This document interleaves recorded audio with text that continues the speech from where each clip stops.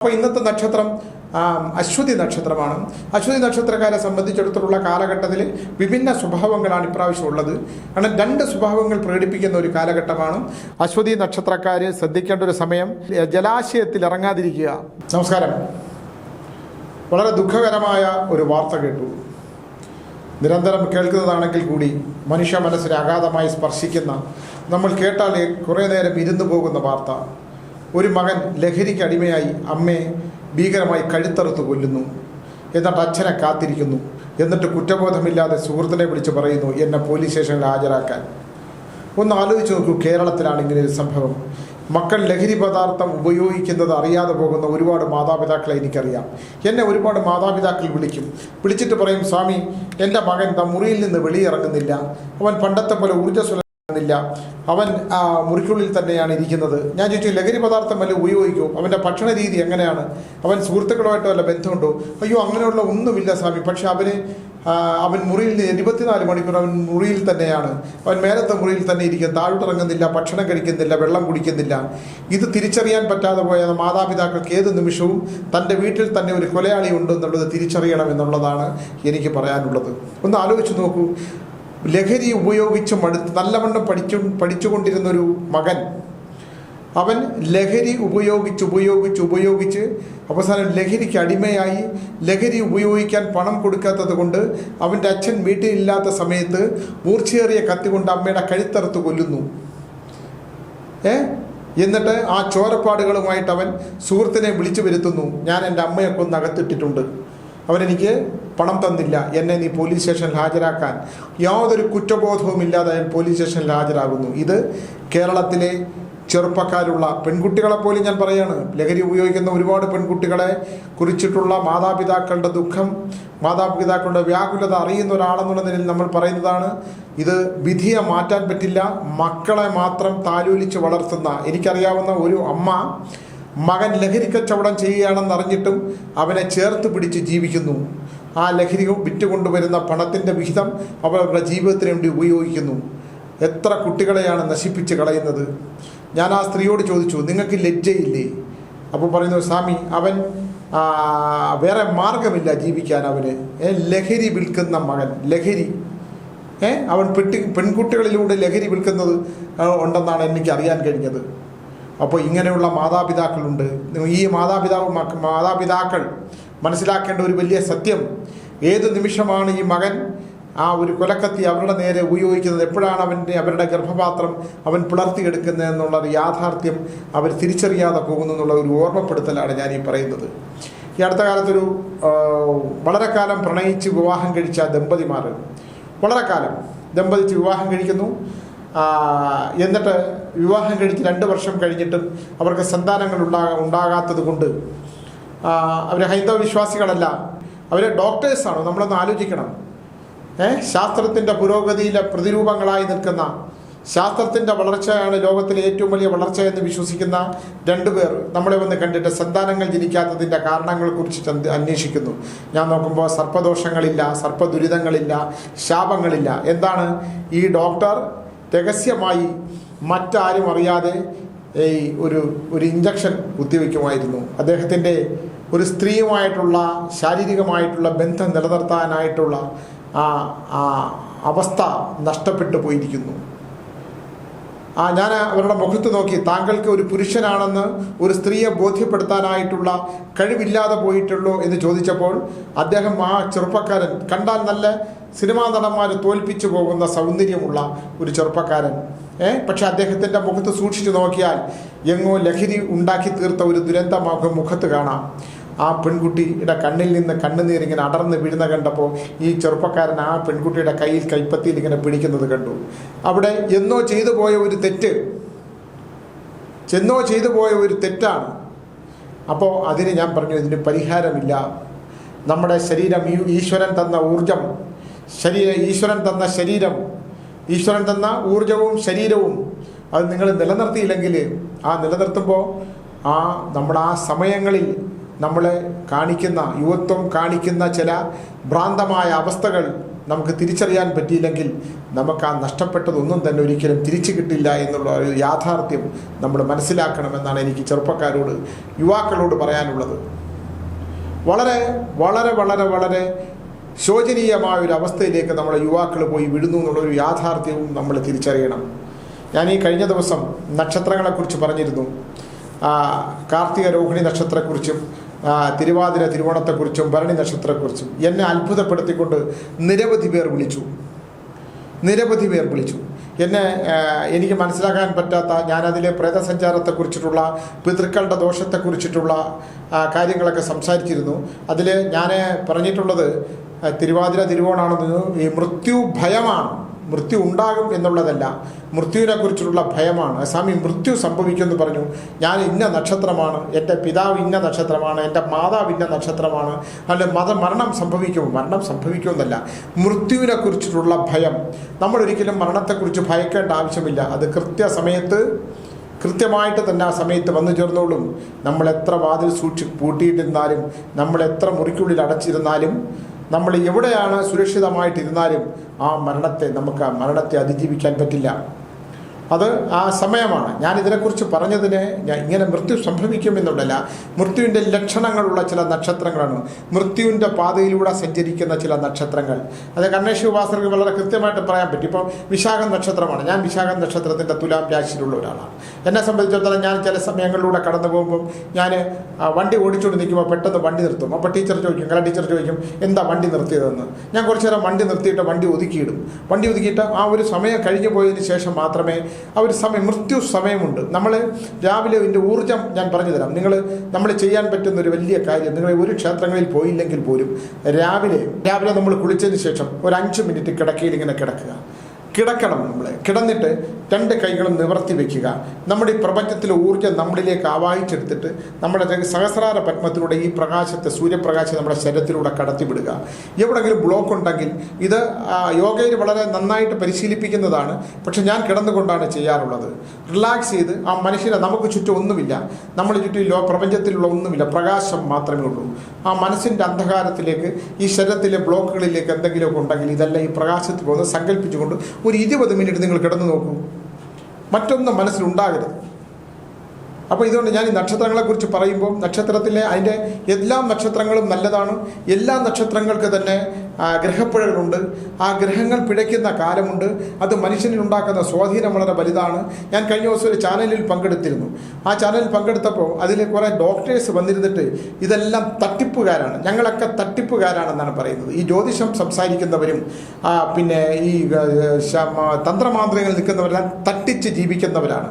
അതിലൊരു ചെറുപ്പക്കാരനോട് എനിക്ക് വലിയ ദുഃഖം തോന്നി. അദ്ദേഹം ചെയ്യുന്നത് പിന്നെ തമിഴ്നാടുകളിലൊക്കെ പോയിട്ട് ഈ അവിടെയൊക്കെ ഉൾഗ്രാമങ്ങളിലുള്ള ഗ്രാമത്തിലുള്ള തന്ത്രമന്ത്രാദികളൊക്കെ അറിഞ്ഞുകൂടാതെ ജീവിക്കാൻ വേണ്ടി മായാജാലങ്ങൾ കാണിക്കുന്നുണ്ടല്ലോ, അതെല്ലാം ഷൂട്ട് ചെയ്തുകൊണ്ടത് ഈ ലോകത്തിലെ സകല സന്യാസി ശ്രേഷ്ഠന്മാരും സകല ആത്മീയാചാര്യന്മാരും കള്ളന്മാരാണ്, തട്ടിപ്പാണെന്ന് പറഞ്ഞ് പുള്ളി വ്യൂവർഷിപ്പ് ഉണ്ടാക്കി കാശുണ്ടാക്കുകയാണ്. അത് ഹിന്ദു സംഘടനകൾ ശ്രദ്ധിക്കേണ്ട വളരെ സമയമായിരിക്കുന്നു. അങ്ങനെ ചില ചെറുപ്പക്കാർ പണമുണ്ടാക്കാനായിട്ട് ഹൈന്ദവ സംഘടനകളെയും ഹൈന്ദവ ആചാര്യന്മാരെയും ഹൈന്ദവ വിശ്വാസികളെയും അടച്ചാക്ഷേപിക്കുന്ന തരത്തിലുള്ള ചില കാര്യങ്ങൾ ഉണ്ടായിട്ടുണ്ട്. വ്യക്തിപരമായി തേജോവധം ചെയ്യുന്ന ഇത്തരം രീതികളെ പിന്നെ ഒന്ന് ശ്രദ്ധിക്കേണ്ട സമയമാണ് എന്ന് വിചാരിച്ച് അവരെ ആക്രമിക്കണം എന്നല്ല ഞാൻ പറഞ്ഞത്. അതാണ് തട്ടിപ്പ്. യഥാർത്ഥത്തിൽ അതാണ് തട്ടിപ്പ്. കേരളത്തിലല്ല, തമിഴ്നാട്ടിലെ ഉൾഗ്രാമങ്ങളിലേക്ക് പോയി തട്ടിപ്പുണ്ട്. ഏതിലാണ് തട്ടിപ്പില്ലാത്തത്? ഞാനിവിടെ ഈ അടുത്ത കാലത്ത് നമ്മുടെ പേട്ട ഭാഗത്തുള്ളൊരു സ്ഥലത്ത് പോയി, ഒരു ഡോക്ടറെ അടുത്ത് പോയി. ആ ഡോക്ടർ എന്ന് പറയുന്നത് അദ്ദേഹം ഒരു ഡെന്റിസ്റ്റാണ്. അദ്ദേഹത്തിന് ഡയബറ്റിക്കുമായിട്ട് ഒരു ബന്ധമില്ല.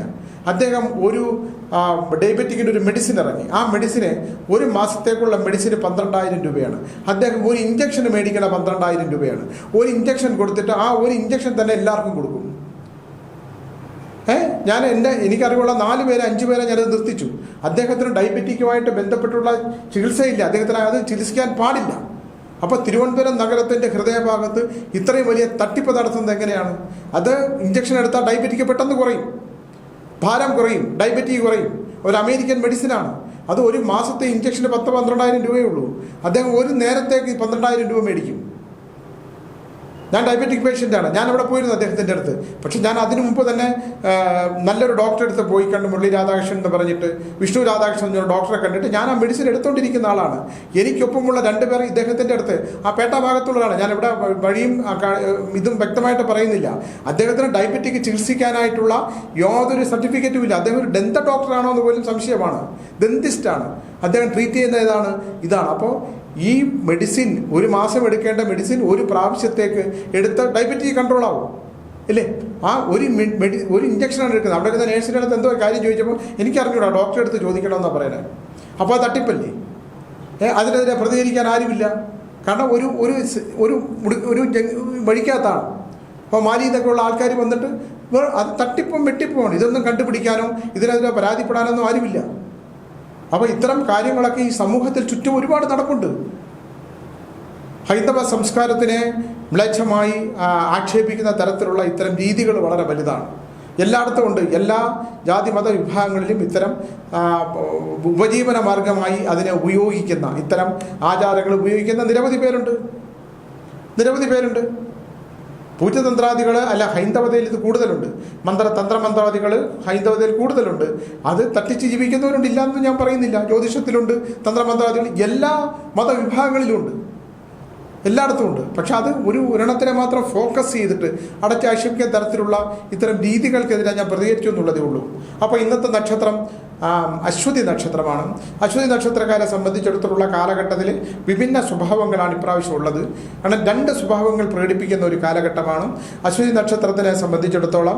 എപ്പോഴും നിങ്ങൾ ചിന്തിക്കുന്നത്, പ്രഷർ ഉള്ളവർ വളരെ ശ്രദ്ധിക്കണം. ഉച്ച കഴിഞ്ഞുള്ള സമയത്തിന് ശരീരത്തിന് ക്ഷീണമുണ്ടാക്കാനുള്ള സാധ്യതയുണ്ട്. ഉച്ച കഴിഞ്ഞുള്ള സമയം പിതൃക്കളുടെ ദോഷമുള്ളത് കൊണ്ട് തന്നെ പിതൃബലികൾ വളരെ കൃത്യമായിട്ട് ചെയ്യണം. ശരീരത്തിൻ്റെ ആരോഗ്യാവസ്ഥയ്ക്ക് മോശമുണ്ടാകും. ഉദരരോഗം ഉണ്ടാകാനുള്ള സാധ്യതയും നട്ടലിന് ക്ഷതമുണ്ടാകാനുള്ള സാധ്യതയുള്ളതുകൊണ്ട് ആരോഗ്യപരമായ കാര്യങ്ങൾ വളരെ ശ്രദ്ധിക്കേണ്ട ഒരു കാലഘട്ടമാണ്. സാമ്പത്തികമായ നേട്ടങ്ങൾ ഉണ്ടാകേണ്ട ഒരു കാലഘട്ടം ഉണ്ടെങ്കിലും കിട്ടുന്ന സാമ്പത്തികമായ അവസ്ഥകൾ നിലനിർത്തേണ്ടതിനെക്കുറിച്ചൊന്ന് ചിന്തിക്കേണ്ട അവസ്ഥയുണ്ട്. കുട്ടികളിൽ അകാരമായി അശ്വതി നക്ഷത്രക്കാരുടെ മാതാവാണ്, ഇല്ലെങ്കിൽ അശ്വതി നക്ഷത്രങ്ങൾ കുട്ടിയുണ്ടെങ്കിലും അകാരണമായിട്ടുള്ള ചില ഉത്കണ്ഠകൾ ഉണ്ടാകാനുള്ള സാധ്യതയുണ്ട്. പിന്നെ ധനപരമായുള്ള കാര്യത്തിലുള്ള ബുദ്ധിമുട്ടുകൾ ഉണ്ടാകും എന്നുള്ള കാര്യത്തിനകത്ത് യാതൊരുവിധ സംശയവും വേണ്ട.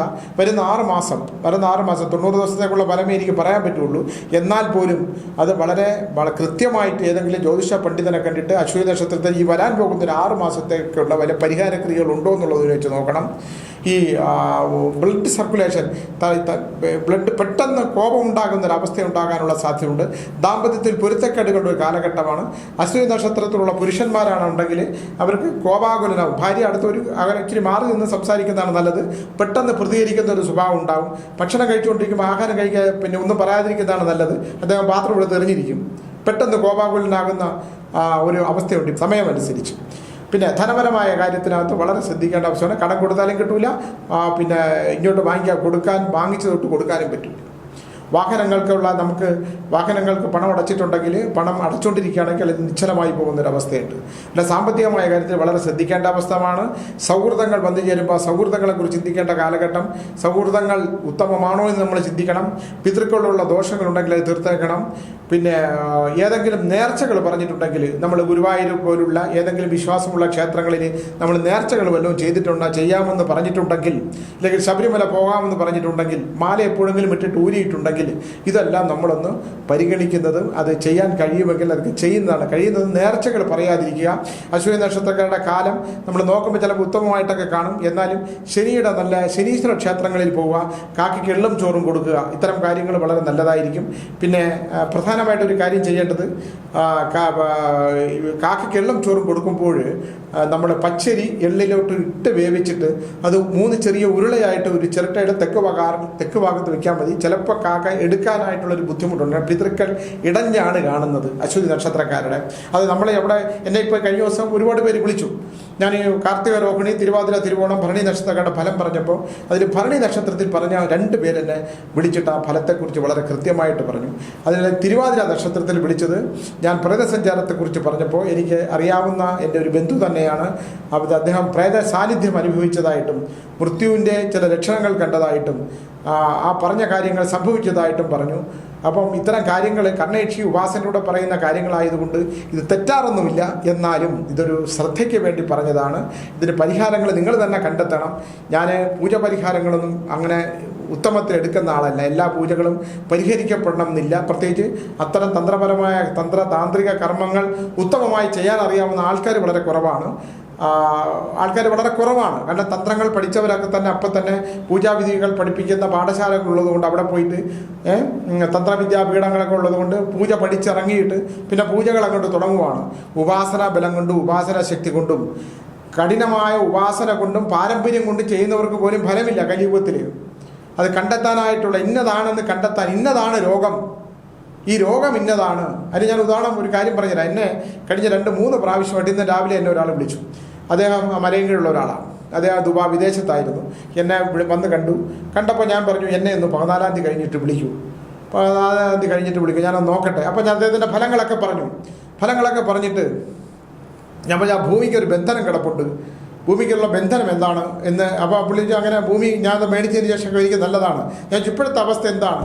ഇപ്പോഴത്തെ അവസ്ഥ ഇങ്ങനെയൊക്കെയാണ്. ഭാര്യ വിട്ടുപോയി, വീട്ടിലൊക്കെ പ്രശ്നങ്ങളാണ്, ഇങ്ങനെയൊക്കെയുള്ള കാര്യങ്ങളാണ്. ഇന്ന് അദ്ദേഹം ഒരു 11 മണിയായപ്പോൾ എന്നെ വിളിച്ചിട്ട് പറഞ്ഞു, സ്വാമി വീട് കിളയ്ക്കാനായിട്ട് ഞാൻ ഒരാളെ നിർത്തി. പക്ഷേ സ്വാമി നോക്കിക്കോളൂ, എൻ്റെ പുരയിടത്തിൽ നിന്ന് കിട്ടിയ സാധനങ്ങളിൽ തകിട്, ഇതൊക്കെ ഞാൻ ചോദിക്കുന്നതാണ്. നമ്മളിപ്പോൾ ഞാൻ ചിലരെ ഇന്ന ദിവസം കഴിഞ്ഞ് വിളിച്ചാൽ ഞാൻ ഓർമ്മിക്കും. ആദ്യം പെട്ടെന്ന് എനിക്ക് കിട്ടൂല. കൃത്യമായിട്ട് എനിക്ക് പറഞ്ഞാൽ ഇന്നതാണ് ഞാൻ എന്താണ് പറഞ്ഞത് എന്ന് എനിക്ക് ക്ലിയർ ചെയ്താൽ പറഞ്ഞാൽ എനിക്ക് മനസ്സിലാവുള്ളൂ. ഈ അടുത്ത കാലത്ത് അബുദാബി നമ്മളൊരു സുഹൃത്ത് വന്നിരുന്നു, എനിക്ക് മനസ്സിലായില്ല. വിളിക്കുമ്പോൾ ഞാൻ ഇന്നത് പറഞ്ഞിരുന്നു എന്ന് പറഞ്ഞാൽ എന്നെ വ്യക്തമായി ഒരുപാട് പേര് വരുന്നതില്ലേ, 10-45 പേര് ഒരു ദിവസം വരുമ്പോൾ ഫലം പറയുന്ന ആളാണ്. എനിക്ക് വ്യക്തമാക്കി തന്നാൽ മാത്രമേ എനിക്ക് ആളെ തിരിച്ചറിയാൻ പറ്റുള്ളൂ. അപ്പോൾ ഞാൻ പെട്ടെന്ന് ദേഷ്യപ്പെടും. അതെങ്ങനെ പറഞ്ഞിരുന്നു, ഇങ്ങനെ പറഞ്ഞിരുന്നു എന്ന് പറഞ്ഞാൽ എനിക്ക് എന്ത് പറഞ്ഞിരുന്നു എന്ന് പറയൂ. ഒന്നും പറഞ്ഞില്ല എന്ന് പറഞ്ഞാൽ ഒന്നും പറയാതെ ഞാൻ വിടത്തില്ല. പിന്നെ പറയാതിരുന്നാൽ ഇതുപോലെ കാര്യങ്ങൾ കാണും. 14-ാം തീയതി കഴിഞ്ഞ് എന്നെ വിളിക്കാൻ പറഞ്ഞു. വിളിച്ചു. ഞാൻ ഇന്ന് അദ്ദേഹം പുരളത്തിൽ നിന്നെടുത്ത ഒരു സാധനം എനിക്ക് ഇതിലിട്ട് തന്നു. എന്ത് സ്വാമി പരിഹാരം? ഞാൻ പറഞ്ഞു, ഇതിനകത്ത് പ്രത്യങ്കര മാത്രമേ ഉള്ളൂ പരിഹാരം. ഭൂമി കുഴിച്ച് പ്രത്യങ്കര ഹോമം, 10-200 കിലോ വിറവും 10-25 കിലോ മുളകും ഹോമിച്ച് ആ ഭൂമിയിൽ ഉണ്ടാക്കുന്ന നാശത്തിന് പരിഹാരം ഉണ്ടാക്കാൻ ശ്രമിക്കുക. സാധാരണക്കാരെ കൊണ്ട് പറ്റുന്ന കാര്യമല്ല. എന്താ ചെയ്യണം സ്വാമി? അറിഞ്ഞൂടാ.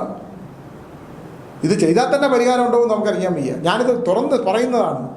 പൂജയൊന്നും എല്ലാത്തിനും പരിഹാരമില്ല. ആകെ ഞാൻ പരിഹാരം കണ്ടിട്ടുണ്ട്. ധൂമാവതി ഉള്ള ഹോമങ്ങൾ ചെയ്യുമ്പോൾ ധൂമാവതിക്കകത്ത് പിതൃദോഷങ്ങൾ ഞാൻ കാക്കയെ വെച്ചിട്ട് പിതൃക്കളുള്ള 7 തലമുറയിലെ പിതൃക്കൾക്ക് ഹോമം ഞാനിവിടെ മാടന്തമ്പുരാൻ ക്ഷേത്രത്തിൽ വല്ലപ്പോഴും അർഹതയുള്ളവർക്ക് മാത്രം ചെയ്യുന്നുണ്ട്. അർഹതയുള്ളവർക്ക് മാത്രം 10-25 വരുമ്പോൾ, കാരണം അത് ഇത്തിരി കോസ്റ്റ്ലിയാണ്. സാധനങ്ങളൊക്കെ ഉണ്ടാക്കിയൊക്കെ ചെയ്യിപ്പിക്കാൻ വേണം. കൈ നിർത്തി ചെയ്യാനൊന്നും പറ്റില്ലല്ലോ. ഞാൻ ഉള്ളത് പറയുന്നത് അത് 100%.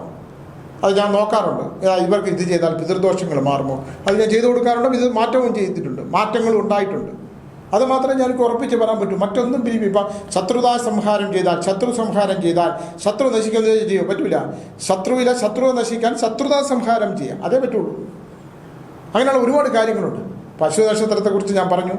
ഇത് ഞാൻ മറ്റൊന്നുകൂടെ പറയാം. ഇതുപോലെ ഒരു ഫാമിലി എന്നെ കാണാൻ വന്നപ്പോൾ ഞാൻ ചോദിച്ചു, നിങ്ങളെ വീട് വിൽക്കുന്ന ഒരു കാര്യത്തിലാണ്. ഞാൻ പറഞ്ഞു, ആ വീട് നിങ്ങളൊരു കാര്യം ചെയ്യും, 14-ാം തീയതി കഴിഞ്ഞ് എന്നെ വിളിക്കും. അത് വിഷു സംക്രമണം കഴിഞ്ഞിട്ട് എന്നെ വിളിക്കും. ഞാൻ നോക്കട്ടെ അവിടെ എന്താണ് വിഷയം എന്നുള്ളത് നോക്കട്ടെ എന്ന് പറഞ്ഞു. ഇന്ന് അദ്ദേഹം വിളിച്ചു, ഇന്നത്തെ ദിവസം. അപ്പോൾ ഞാൻ ചോദിച്ചു, നിങ്ങളെ ഭൂമി ഇങ്ങനത്തെ ഭൂമിയാണല്ലോ. എനിക്ക് 2 മിനിറ്റ് സംസാരിച്ചപ്പോൾ എനിക്ക് ആളെ മനസ്സിലായി. ആളെ പിടികിട്ടി. ഭാര്യയും ഭർത്താവും കൂടെ വന്നതാണ്, ഫാമിലിയായിട്ട് വന്നതാണ്. 2-3 പ്രാവശ്യം എൻ്റെ അടുത്ത് വന്നതാണ്. അപ്പോൾ സ്വാമി ഒന്നും പറഞ്ഞില്ല, ഇന്ന ദിവസം കഴിഞ്ഞ് വിളിക്കാൻ പറഞ്ഞു. ഞാൻ പറഞ്ഞു, നിങ്ങളുടെ ഭൂമി ഇതല്ലേ? അതെ. നിങ്ങളുടെ ഭൂമിയിൽ നിൽക്കുന്ന വൃക്ഷം, അവിടെ ഉണ്ടായിരുന്ന വൃക്ഷത്തെ മുറിച്ചില്ലേ? അത് മുറിച്ച് കളഞ്ഞു. അതിൻ്റെ തെക്ക് ഭാഗത്തായിട്ട് ശവം അടക്കം ചെയ്തപ്പോൾ ശവങ്ങൾ അടക്കം ചെയ്തിട്ടുണ്ട്. അവിടെ 2 വീടുണ്ടായിരുന്നില്ലേ? ഉണ്ടായിരുന്നു. അതിൽ ഒരു വീട്. അപ്പോൾ ഈ വീട് വിറ്റിട്ട് ഭാര്യയുടെ അടുത്തേക്ക് പോകണം. പുള്ളി ഇത് അദ്ദേഹം ഇത് കേൾക്കുമായിരിക്കുമല്ലോ പറയുന്നത്. പിന്നെ കൊല്ലം ഭാഗത്തം കണ്ടാണ്. അപ്പോൾ ഞാൻ ചോദിച്ചു, അവിടെ ഈ ഒരു വിഷയം നടന്നിട്ടുണ്ട്, എന്താണെന്ന് ചോദിച്ചപ്പോൾ അദ്ദേഹം പറഞ്ഞത്, ഈ അടക്കം ചെയ്ത അവിടുത്തെ, ഞാൻ പറഞ്ഞു, പിതൃക്കൾ ഈ വീട് വിൽക്കാൻ സമ്മതിക്കില്ല. ഈ കുടുംബത്തിൽ 10-70 വർഷം പഴക്കമുള്ള ഈ വീട് വെക്കാൻ മരിച്ചവരാരാണ്ട് സമ്മതിക്കുന്നില്ല. എന്താണ് കാരണം എന്ന് വല്ലതും അറിയോ? ഓർമ്മയിൽ വല്ലതും കിട്ടുന്നുണ്ടോ? അവർക്ക് ഇഷ്ടമല്ലല്ലോ ഈ വീട് വിൽക്കുന്നതിന്, ഈ ഗൃഹം വിൽക്കുന്നതിന് അവർക്ക് ഇഷ്ടമല്ല. എന്താണ് കാരണമെന്ന് വല്ലതും അറിയോ? അപ്പം അദ്ദേഹം എന്നോട് പറയുകയാണ്, സ്വാമി, ഞാൻ പറഞ്ഞൊരു 10-16 വയസ്സ് പ്രായമുള്ളപ്പോൾ നടന്ന വല്ല സംഭവങ്ങൾ ഓർമ്മയുണ്ടോ എന്ന് ചോദിച്ചു എന്നാണ് എൻ്റെ ഓർമ്മ. അപ്പോൾ അദ്ദേഹം പറഞ്ഞൊരു കാര്യമുണ്ട്, സ്വാമി, ഞാനൊരു വലിയ തെറ്റ് ചെയ്തു. ഞാൻ ചോദിച്ചു, എന്താണ് അത്? അവിടെ എൻ്റെ മുത്തച്ഛനെ അങ്ങോട്ട് അടക്കം ചെയ്തപ്പോൾ സമയത്ത് മാമനെയോ അമ്മാവനെ ആരാണ്ട് അടക്കം ചെയ്ത സമയത്ത് ഈ വീടിൻ്റെ ഗൃഹനാഥൻ, ആ വീട്ടിലെ ആ തറവാട്ടിലെ ഗൃഹനാഥനെ അങ്ങോട്ട് അടക്കം ചെയ്ത സമയത്ത് അദ്ദേഹത്തിൻ്റെ സഹോദരി പറഞ്ഞു, ഈ കത്തിക്കൊണ്ടിരിക്കുന്ന ഒരു അസ്ഥി കഷ്ണം എടുത്ത് വീട്ടിനകത്തോട്ട് വയ്ക്കാൻ. തീർന്നില്ലേ? ലോകത്താരെങ്കിലും ചെയ്യൂ, ആരെങ്കിലും ഈ ദുഷ്ടത്തരം ചെയ്ത് പറഞ്ഞു കൊടുക്കൂ. അപ്പോൾ എന്തൊരു പകയുണ്ടായിട്ടാണ് അത് ചെയ്യിപ്പിച്ചത്? കത്തിക്കൊണ്ടിരിക്കുന്ന ആ വീട്ടിലെ ഗൃഹനാഥൻ മരിച്ച് ആ ഗൃഹനാഥൻ്റെ അസ്ഥി കത്തിക്കൊണ്ടിരുന്നപ്പോൾ, ശവശരീരം കത്തിക്കൊണ്ടിരുന്നപ്പോൾ വെന്തുകൊണ്ടിരുന്ന അതിനകത്ത് ഒരു അസ്ഥി കഷ്ണം എടുത്ത് വീട്ടിനകത്തിൻ്റെ സ്ഥലത്ത് കൊണ്ട് വയ്ക്കാൻ ഈ സഹോദരി പറഞ്ഞു. ഒരു ശവം കത്തിക്കൊണ്ടിരിക്കുന്നു, ആ കത്തിക്കൊണ്ടിരിക്കുന്ന ശവശരീരത്തിലെ ഒരു അസ്ഥി കഷ്ണം എടുത്ത് ഈ ഉള്ളിൽ കൊണ്ട് വെക്കാൻ പറയുന്നു. ആ വീടിൻ്റെ ഉള്ളിൽ കൊണ്ട് വെക്കുമ്പോൾ എന്താ സംഭവിച്ചത്? ആ വീട് എന്നേക്കാളും കാലമായി ഒരു പ്രേതബന്ധമുണ്ടായ വീടായി മാറി. ആ വീട്ടിൽ ഒരിക്കലും മറ്റൊരാൾക്ക് വിൽക്കാൻ കഴിയാത്തൊരവസ്ഥയുണ്ടായി എന്നുള്ളതാണ് ഏറ്റവും വലിയ സത്യം. എന്താ ചെയ്യാൻ പറ്റണേ? വളരെ ഭീകരമായ ഒരു അവസ്ഥയും ദുരന്തവുമായി തീർന്നു. ഞാനൊന്നും മറുപടി, ഞാൻ ഇന്ന് രാത്രി വിളിക്കാൻ പറഞ്ഞു, എന്തെങ്കിലും മാർഗമുണ്ടോ നോക്കാം. അത് ശുദ്ധി ചെയ്തെടുത്ത് മാറ്റാനൊന്നും പറ്റില്ല. ഇനിയിപ്പം ചെയ്യണമെങ്കിൽ ആ മരിച്ച ആളിൻ്റെ പൂർവ്വജന്മം എടുക്കണം, അദ്ദേഹത്തിൻ്റെ പ്രേതാവസ്ഥ നോക്കണം. പ്രേതാവസ്ഥ നോക്കിയിട്ട് അദ്ദേഹത്തിന് വീണ്ടും ബലിമ ഉണ്ടാക്കി ദഹിപ്പിച്ച് അദ്ദേഹത്തെ ഭൂമിയിൽ നിന്ന് മോക്ഷപ്രാപ്തി കൊടുത്ത ശേഷം മാത്രമേ ഈ വീട് വിൽക്കാൻ പറ്റുമോ എന്നുള്ളത് ചിന്തിക്കാൻ പറ്റൂ. മറ്റേ സ്ത്രീ ഇപ്പോഴും ജീവിച്ചിരിപ്പുണ്ട്. ഇങ്ങനെയുള്ള കുടുംബത്തിൽ അസ്വസ്ഥതകളും ദോഷങ്ങളും ഉണ്ടാക്കുന്ന സ്ത്രീകൾ നിരവധിയുണ്ട്. അപ്പോൾ നമ്മൾ ഒരാളൊരു ഉപദേശം, അപ്പോൾ ഇദ്ദേഹത്തിന് അറിയില്ല. നമുക്ക് ഒരാളെ മരിച്ചുപോയി, ആ വീട്ടിലെ ഒരു ഗൃഹനാഥൻ മരിച്ചുപോയി. മരിച്ചു പോകുന്ന ആളിൻ്റെ ശവം കത്തിക്കുകയാണ്. അയാൾ ജഡാവസ്ഥയിലായി, അയാൾ ജീവിച്ചു കഴിഞ്ഞു, അയാൾ ഈ ഭൂമിയിൽ നിന്ന് പോയി. അദ്ദേഹത്തിൻ്റെ ജഡം കത്തിക്കുന്ന സമയത്ത് ആരെങ്കിലും ചെയ്യുന്ന കാര്യമാണോ ഇത്? ആ സ്ത്രീയുടെ പകയൊന്ന് ആലോചിച്ച് നോക്കൂ, ഈ കുടുംബത്തിൻ്റെ സ്ഥിതി ഒന്ന് ആലോചിച്ച് നോക്കൂ. ഇതാണ് ഈ ഭൂമിയിൽ സംഭവിച്ചുകൊണ്ടിരിക്കുന്നത്. അപ്പോൾ ഇത്തരം അറിയാത്ത എന്ത് കാരണങ്ങൾ കൊണ്ടാണ് സ്ത്രീ പറഞ്ഞെന്നുള്ളതിനെക്കുറിച്ച് ഇപ്പോഴും നമുക്ക് അറിഞ്ഞുകൂടാ. അപ്പോൾ ഞാൻ പറഞ്ഞു വന്നെന്നുള്ളതേ ഉള്ളൂ. ഇന്നത്തെ ഈ വിഷയങ്ങൾ സംസാരിച്ചപ്പോൾ പറഞ്ഞു എന്നുള്ളതേ ഉള്ളൂ. പ്രധാനമായിട്ട് നമ്മൾ ചിന്തിക്കേണ്ട ഒരു കാര്യം, അശ്വതി നക്ഷത്രക്കാർ ശ്രദ്ധിക്കേണ്ട ഒരു സമയം, ജലാശയത്തിൽ ഇറങ്ങാതിരിക്കുക. ജലമായിട്ട് ബന്ധപ്പെട്ട്, പിന്നെ ജലമുള്ള സ്ഥലത്ത് കുളിമുറിയിൽ കുളിക്കുമ്പോൾ തന്നെ അശ്രദ്ധമായി കുളിക്കാതിരിക്കുക. ജലമായിട്ട് ബന്ധപ്പെട്ട ദോഷം ഉണ്ടാകുന്ന ഒരു സമയമാണ് അശ്രദ്ധ. വിശദമായിട്ട് എല്ലാ നക്ഷത്രങ്ങളെക്കുറിച്ചും ഞാൻ ഇത് മനസ്സിലാക്കാൻ കുറച്ച് സമയമെടുക്കും. ഓരോ നക്ഷത്രങ്ങളെക്കുറിച്ച് ഗണിച്ചെടുക്കാൻ രാത്രി 3 മണിക്ക് എഴുന്നേറ്റിരുന്നാണ് ഇത് നോക്കുന്നുള്ളത്. ഇന്നിപ്പോൾ അശ്വതി നക്ഷത്രമാണ് കിട്ടിയത്. അതുകൊണ്ട് ഇത്തരം അശ്വതി നക്ഷത്രക്കാർ ആദ്യ നക്ഷത്രമാണ്. അശ്വതി നക്ഷത്രവും അവസാന നക്ഷത്രവും കൂടെ കിട്ടും. രേവതി നക്ഷത്രക്കാർക്ക് ഏറ്റവും മോശകരമായിട്ടുള്ളൊരു കാലഘട്ടമാണ്. ജീവിതത്തിലെ ഏറ്റവും മോശകരമായ ഒരു കാലഘട്ടമാണ് ജീവിതത്തിൽ.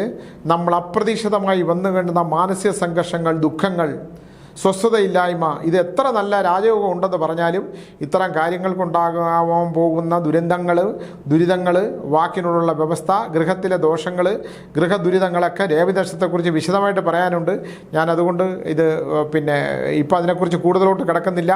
ആദ്യ നക്ഷത്രവും അവസാന നക്ഷത്രവും ജനിച്ചവർ വളരെ ശ്രദ്ധിക്കേണ്ട ഒരു കാലഘട്ടമാണ്. അശ്വതി നക്ഷത്രത്തിലുള്ളവർ ഭൂമി സംബന്ധമായിട്ടുള്ള കേസ് കോടതി വ്യവഹാരങ്ങളോ, സഹോദരങ്ങൾ തമ്മിൽ വല്ല ഭൂമി സംബന്ധമായ ഇടപാടോ, സാമ്പത്തിക ഇടപാടോ, സ്വർണം സംബന്ധിച്ച് കടം കൊടുത്തുള്ള ഇടപാടൊക്കെ ഉണ്ടെങ്കിൽ അത് ശത്രുതയായിട്ട് മാറാതിരിക്കാൻ ശ്രദ്ധിക്കണം. അങ്ങ് ഉപേക്ഷിക്കാൻ പറ്റുന്നതാണെങ്കിൽ ഉപേക്ഷിച്ച് കളയണം. അപ്പോൾ കലിയുഗത്തിലെ ബന്ധങ്ങൾക്ക് വലിയ വിലയില്ല, മൂല്യങ്ങളില്ല. അത്തരം ബന്ധങ്ങൾ നിലനിൽക്കുന്നുണ്ടെങ്കിൽ ഇതേപോലുള്ള ഒന്നും നമ്മുടേതല്ല എന്ന് വിചാരിക്കുന്നത്, നമ്മുടേതാണ്, എൻ്റേതാണെന്നുള്ള ചിന്തയോടുകൂടി ജീവിക്കുമ്പോൾ നമുക്കുണ്ടാകുന്ന വലിയ വലിയ പ്രയാസങ്ങളും ദുഃഖങ്ങളും ഒക്കെ ഉണ്ട്. നമുക്കൊക്കെ വിട്ടുകളയാൻ പറ്റുന്നതാണെങ്കിൽ നമ്മളങ്ങ് വിട്ടുകളയുക. എൻ്റേത് എന്ന് പറഞ്ഞാൽ, ഞാൻ എപ്പോഴും പറയുന്ന പോലെ, ശരീരം പോലും എൻ്റേതല്ലാത്ത സ്ഥിതിക്ക് ഒന്നും എൻ്റേതല്ല, നമ്മളിലൂടെ കടന്നു പോകുന്നതാണ്. ഒരു ജലം ഇങ്ങനെ കടന്നു വരുമ്പോൾ പാറയിൽ തട്ടി മനോഹരമായി ഒഴുകി മറ്റത് പോയി അഗാധമായ ഗർത്തത്തിൽ വീണ് വീണ്ടും ശാന്തമായി ഒഴുകി വല്ല നദികളിലൊക്കെ പോയി ലയിച്ച് മറ്റൊന്നാകുന്ന പോലെ നമ്മുടെ ജീവിതം തട്ടിയും തെറിച്ചും തെന്നിയും തെറിച്ചുമൊക്കെ ഇങ്ങനെ പോകും. നമുക്ക് ക്ഷമിക്കാൻ പറ്റുന്നത് ക്ഷമിക്കുകയും സഹിക്കാൻ പറ്റുന്നതൊക്കെ സഹിക്കണമെന്ന് പറഞ്ഞുകൊണ്ട് നിർത്തുകയാണ്. എല്ലാവർക്കും പുതിയ നക്ഷത്രങ്ങളുമായിട്ട് ഞാൻ പെട്ടെന്നെടുത്ത് എല്ലാ ദിവസവും പറയാൻ പറ്റുമെന്ന് എനിക്കറിയത്തില്ല. എന്നാലും ഞാൻ രേവതി നക്ഷത്രത്തെക്കുറിച്ച് പറയുന്നുണ്ട്.